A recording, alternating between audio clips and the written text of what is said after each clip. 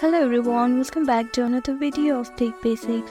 In this tutorial video, we are going to learn how to download XQuartz app on your MacBook. First step is to open your browser. Now click on the search bar and type in download XQuartz for Mac. Scroll down a little bit until you see this logo, click on it. Now here you can see .pkg file, click on it to download. After your download is completed, you can see pop-up like this, click on it. Now click on allow to install the app. Now click on continue.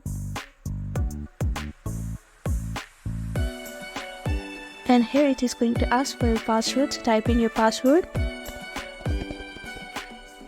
Now your installation has been started.